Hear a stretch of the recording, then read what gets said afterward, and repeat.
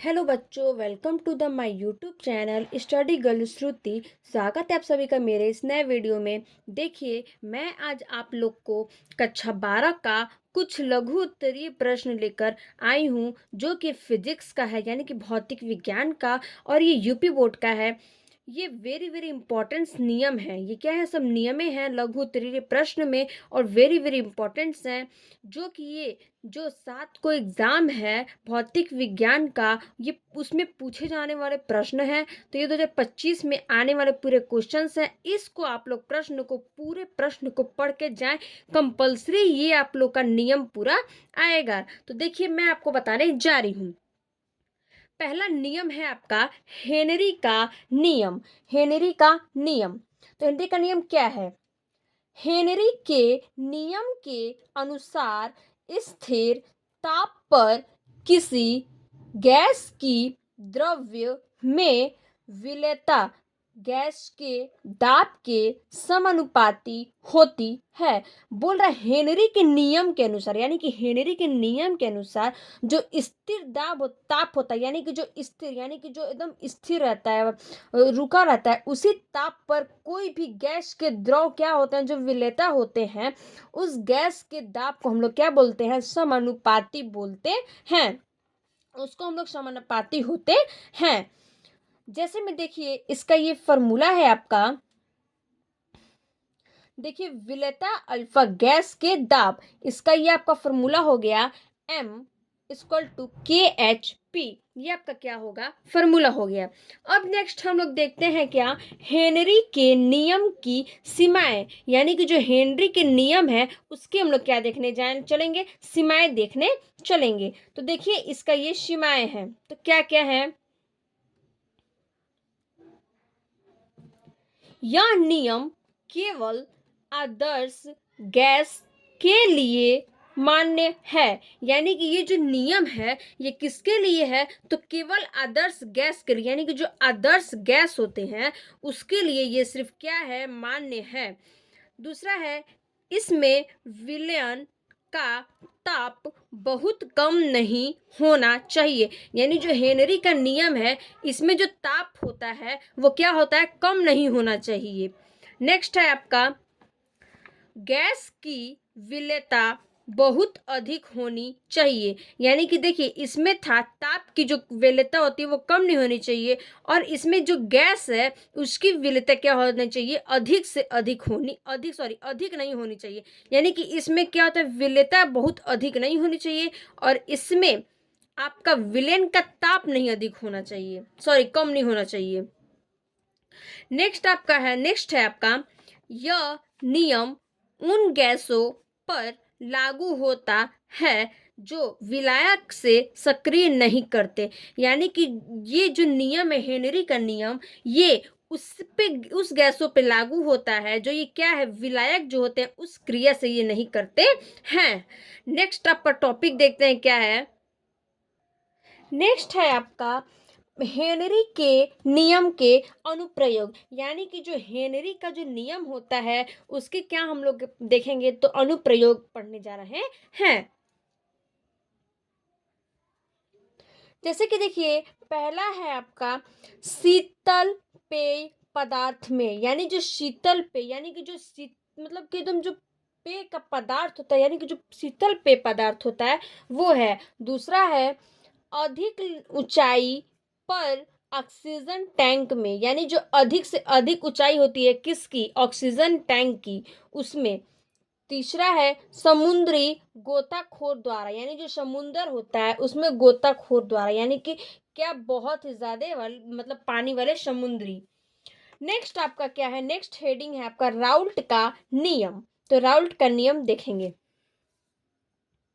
Raoult का नियम है, राउल्ट के नियम के अनुसार किसी विलायक में अवाष्पशील विलय मिलाने पर प्राप्त विलयन के वाष्प दाब का अपेक्षिक अवनमन। बोल रहा है, जो राउल्ट का नियम होता है उसके अनुसार जो वाष्पशील विलय क्या होता है? मिलाने पर, यानी कि जो वाष्पशील विलय होता है वो लोग हम लोग क्या करते हैं? मिला देने पे उस प्राप्त विलयन को क्या होता है? वाष्प दाब का अपेक्षिक अवनमन होता है, जिसको विलय के मोल प्रभास के बराबर होता है। यानी कि जो राउल्ट का नियम है, वो अगर विलेन के वाष्प दाब का अपेक्षा होता है, तो उस विलेन के जो मोल प्रभास हैं उसके क्या होते हैं, ये बराबर होते हैं। जैसे कि देखिए इसका फॉर्मूला है क्या, P O minus P S बटे में P O equal to W बटे में एम इंटू एम बटे में डब्ल्यू। नेक्स्ट हेडिंग है आपका राउल्ट के नियम की सीमाएं, यानी कि जो राउल्ट के नियम है उसकी सीमाएं क्या हैं। तो देखिए पहला है कि आपका राउल्ट के नियम की सीमाएं, यह तनु विलयन पर लागू होता है। यानी कि ये जो किस पे लागू होता है, तो तनु विलयन पे लागू होता है।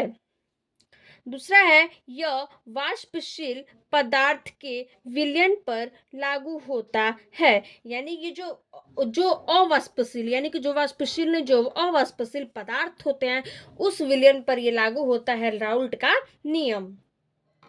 तीसरा है यह विद्युत अपघटय के विलयन पर लागू नहीं होता है। यानी ये जो विद्युत अपघटय होते हैं उसके विलयन पे क्या होता है, राउल्ट का नियम लागू नहीं होता है। अब देखते हैं नेक्स्ट हेडिंग क्या है। नेक्स्ट हेडिंग है आपका कोलोराउस का नियम। कोलोराउस का नियम क्या है। कोलोराउस के नियम के अनुसार अनंत तनुता पर किसी विद्युत अपघट्य की मोलर चालकता विलयन में उपस्थित धनायनों